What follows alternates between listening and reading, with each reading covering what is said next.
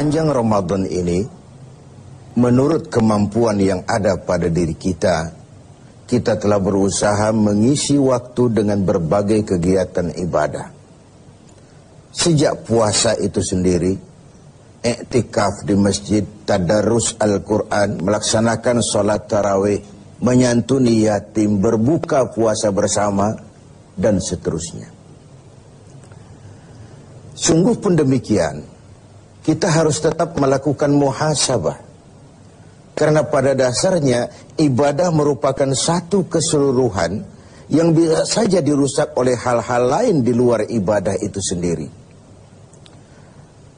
Pada kesempatan sore ini saya ingin menyampaikan sebuah hadis diriwayatkan oleh Imam Ad-Dailami dari Addi bin Hatim bahwa Rasulullah sallallahu alaihi wasallam bersabda, "Sittatu asya'a tuhbitul a'mala." Ada 6 perkara yang dapat merusak suatu amal. Merusak sholat kita, merusak puasa kita, merusak zakat kita, merusak bahkan haji kita, dan seterusnya. Inilah yang harus kita waspadai. Kita merasa kita sudah melakukan amal begitu banyak, tahu-tahu dirusak oleh hal-hal lain yang ada pada diri kita. Apa 6 perkara yang merusak amal itu? Yang pertama, al-ishtighalu bi'uyubil khalqi. Seseorang yang terlalu sibuk mencari-cari aib, mencari-cari kekurangan orang lain. Sekarang ini oleh budaya kita mencari dan membicarakan kekurangan orang lain bukan lagi hal yang tabu. Dikorek, dicari, kemudian berakhir dengan fitnah, dan begitu seterusnya. Dan itu merusak nilai amal yang kita kerjakan. Sibuk dengan mencari aib orang lain, lalu lupa kepada kekurangan dirinya sendiri. Bukankah dalam hadis lain Nabi mengajarkan, "Tuba liman syaghalahu aibuhu an uyubin nas." Beruntunglah orang yang kekurangan pada dirinya menyebabkan dia sibuk sehingga tidak sempat lagi mencari-cari kekurangan orang lain. Tapi sebaliknya celaka benar orang kalau waktunya habis dengan kesibukan mencari aib dan kekurangan orang lain, lalu merupakan aib dan kekurangan yang ada pada dirinya sendiri. Pemirsa TV7 yang berbahagia, sibuk dengan aib dan kekurangan orang lain dan asyik tenggelam di dalamnya, membicarakan si fulan, membicarakan si fulan, membicarakan si ini, menyebabkan kita terlena dan tidak sadar akan aib dan kekurangan yang ada di dalam diri kita. Dalam dunia jurnalistik ada ungkapan, bad news is good news. Berita jelek itulah berita bagus.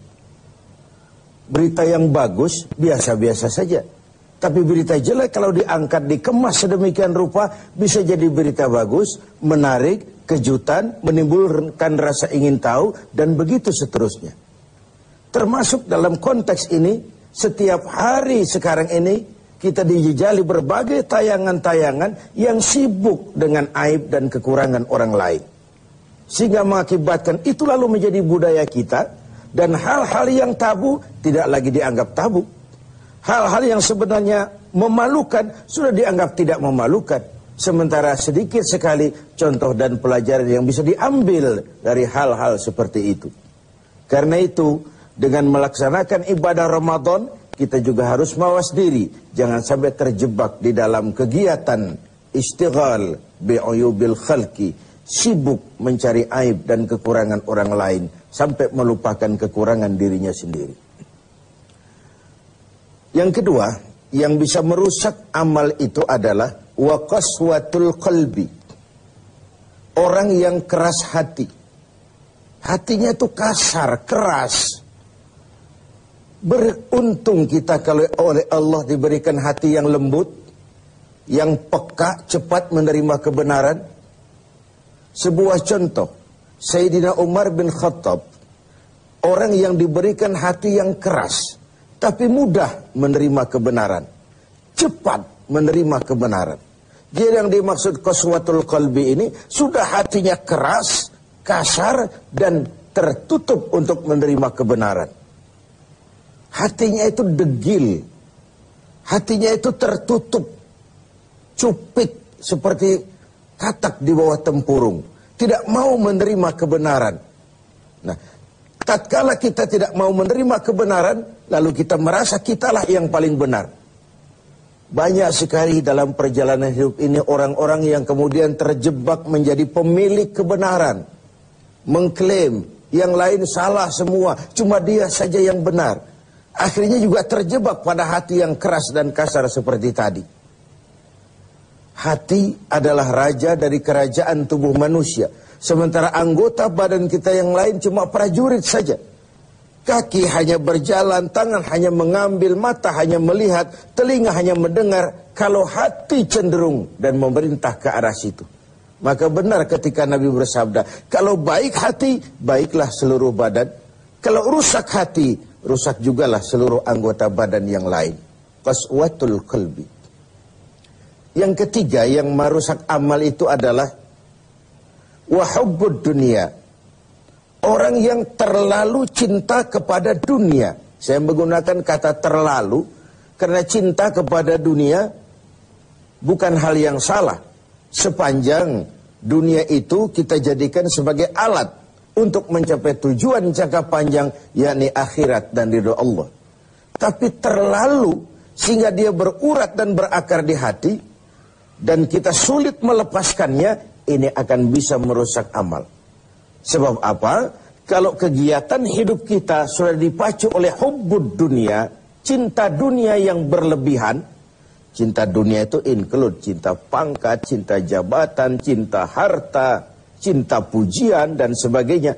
Kalau itu sudah overload, sudah berlebihan dalam hidup kita, kita cenderung melakukan hal-hal yang menghalalkan segala cara.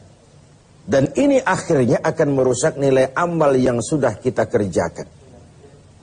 Bukankah ini memang penyakit kita? Hubbud dunia, terlalu cinta kepada dunia, lalu menjilat ke atas, injak ke bawah, sikut kiri, kanan. Masa bodoh teman jadi lawan, lawan jadi teman, asal bisa menggapai target dunia. Akhirat urusan nanti, yang penting yang sekarang. Padahal yang nanti itu ditentukan oleh yang sekarang ini. Kalau beginilah cara kita mencapai tujuan, kita sudah merusak yang nanti itu juga. Karena itu, cinta kepada dunia secara berlebihan dapat merusak nilai amal kita. Inilah Ramadan, di mana kita menghadapi renungan-renungan bahwa dunia sesuatu yang bersifat sementara. Pernah saya sampaikan pada mimbar kita ini dunia. Ambil apa yang memang perlu, nikmati apa yang memang boleh.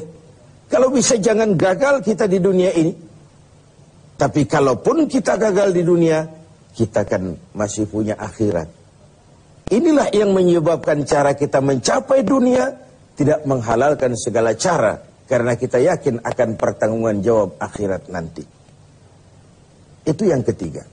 Yang keempat, waqillatul haya, sedikit rasa malu. Ini kan budaya malu, sekarang ini sudah setipis kulit ari. Tadi saya sampaikan yang tabu sudah dilakukan orang secara biasa. Kita tidak mengerti, misalnya ada perempuan dengan bangga bercerita, anak saya 3 semua tidak ketahuan bapaknya. Dicerita secara terbuka di media. Dan dia merasa enjoy dengan itu. Bayangkan kalau ini lalu menjadi diikuti oleh yang lain. Bayangkan kalau ini menjadi sebuah tradisi di tengah masyarakat kita.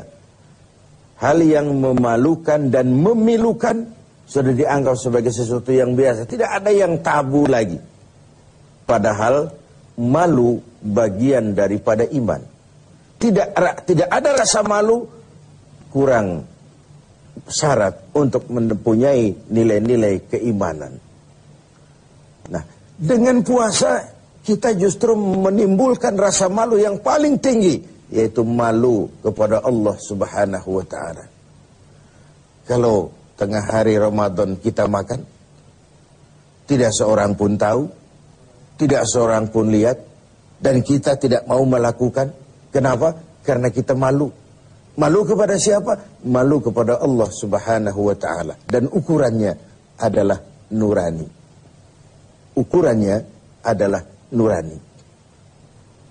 Yang kelima, yang merusak nilai amal kita adalah watulul amal. Orang yang terlalu panjang angan-angan, terlalu muluk cita-cita. Silahkan saja cita-cita digantungkan setinggi bintang di langit, tapi kaki harus tetap berpijak di bumi. Kaki harus tetap berpijak pada realitas. Kalau tidak, kita akan jadi penghayal kelas berat, tukang lamun kelas tinggi, yang hidup cuma mengumpulkan jikalau, andai kata, umpama, dan misalnya. Orang sudah kemana-mana, kita masih terjebak di situ. Yang terakhir, wa zalimun la yantahi. Yang merusak amal adalah perbuatan zalim yang tidak pernah sanggup kita hentikan. Zalim dari kalimat zalama, kegelapan. Kita terlahir putih, bersih, suci.